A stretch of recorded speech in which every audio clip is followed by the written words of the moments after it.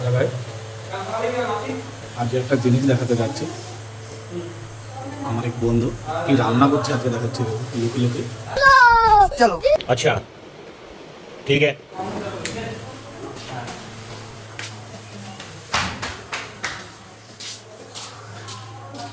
কি আজ কি রান্না হচ্ছে? এই তো পেঁয়াজের পকোড়া বানাবো। সাথে আর কি? এটা কি ডাল হয়েছে? হ্যাঁ, এটা ওটা পেঁয়াজ ভাজা। আলু মাখা কিভাবে করতে হয় দেখাতো। আচ্ছা, এটা কি পেঁয়াজের পেঁয়াজের পকোড়া পকোড়া বানানোর জন্য ফাঁসি নিয়েছি পেঁয়াজ। এবার দেবো বেসন, সাথে আর কি? আর একটু দেবো, যেহেতু শীতকাল চলে এসছে তাই একটু দেবো ধনে পাতা। ধনে পাতা খুব অল্পই ছিল তাই একটু অল্পই দিলাম। এবার দেবো একটু জিরে গুঁড়ো, অল্প করে একটু দেবো জিরে গুঁড়ো। জিরে গুঁড়ো করে দিতে হলে টেস্ট ভালো হয়। হ্যাঁ, একটু জিরে দিলে একটু খেতে ভালো লাগে। এবার দিচ্ছি পরিমাণ মতো লবণ, তো লবণ দিয়ে দিলাম। এবার অল্প অল্প জল দিয়ে মাখতে হবে।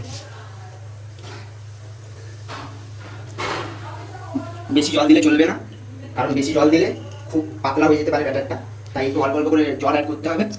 এবার ভালো করে এটাকে মাখতে হবে। এবার দিয়ে দিচ্ছি একটু লঙ্কার গুঁড়ো। দেখো, তোমরা হচ্ছে নিজেদের মতো করে লঙ্কার গুঁড়োটা দেবে, যারা যেরকম ঝাল খাও সেরকমভাবেই লঙ্কাটা দেবে। আমরা একটু ঝাল বেশি খাই তাই একটু লঙ্কার পরিমাণটা বেশি করেই দিলাম। দেখো, মাখানো প্রায় হয়ে এসছে। এরকম সুন্দর করে ভালো করে মাখিয়ে নিতে হবে। তেল গরম হয়ে গেছে, এবার আস্তে আস্তে আমি পকোড়াগুলো তেলের মধ্যে ছেড়ে দেবো। হবে এরকম হালকা লালচে কালার চলে এলে তার মানে ভাজাটা কমপ্লিট হয়ে গেছে।